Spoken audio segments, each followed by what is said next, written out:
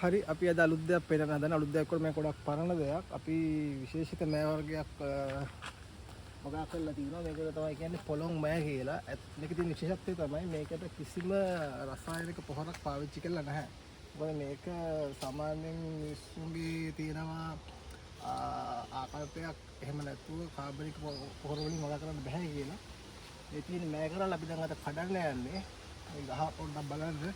හොඳට මෑ කරල් ගස් හොඳ තරම තියෙනවා. හයිබ්‍රිඩ් ගහක වගේ මට පේන හයිබ්‍රිඩ් ගහක ප්‍රමාණයට මෑ කරල් හැදිලා තියෙනවා සෑම අත්තකම තව විශාල ප්‍රමාණයක් මේ තියෙනවානේ.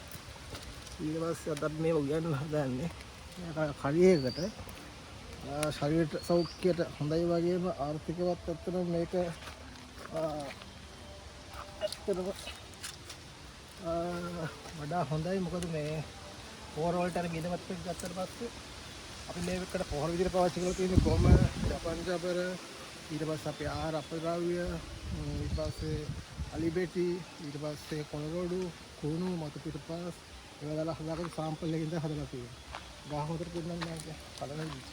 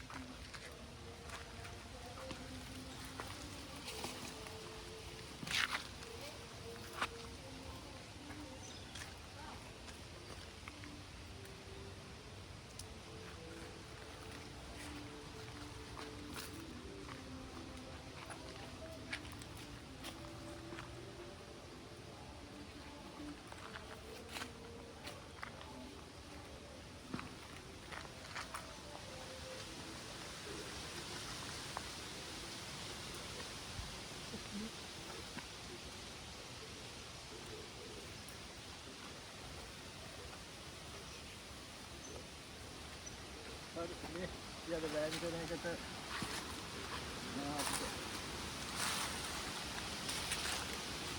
කිසිම මේ කියන්නේ සතෙක්වත් ඉදලා නැති විදිහට හදලා තියෙනවා. ඒකට වෑන් කියන හොඳම ප්‍රමාණවත් තරමටත් වඩා තියෙනවා. තව කඩන්න තියෙනවා. ඉතින් අපි අද මේ හොඳ බෑ කරල් හරියක් හදනවා. විතරක් දාලා හදන්නේ. ඉතින් මේක සම්පූර්ණ 100%ක්ම කාබනිකව හදාගත්තු එකක්. මේක අපේ ගෙවැත්ත කරපු එකක්. ඔයාලට පේනවා ඒක කොච්චර ලස්සනද කියලා ඒක. තව ගොඩක් තියෙනවා.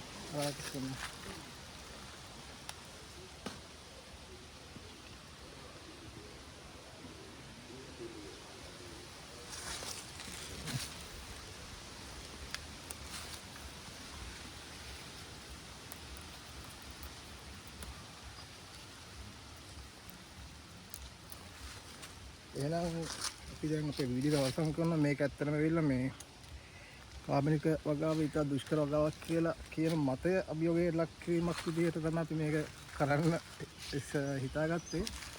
ඇත්තටම ඒක සාර්ථකයි. මේ පොඩ්ඩක් ලෙවල් 4 මෙතන තියෙන්නේ. 4 වුණාට මේකේ ඇත්තටම මේ ලෙවල් සාමාන්‍ය ටිකක් ලොකුවට කරාම හොඳ ආදායම් මාර්ගයක් විදිහට මේකට වතුර විතරයි දාලා තියෙන්නේ. අපි කඩමු නැති ඒවත් අදට කන්නත් තියෙනවා. ඔක්කොම මාකට් එකට දෙන්නත් පුළුවන්.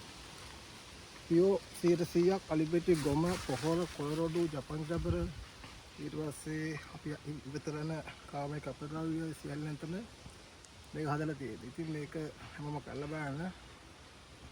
ඒ තමයි පොළොන්නෑ කාබනික.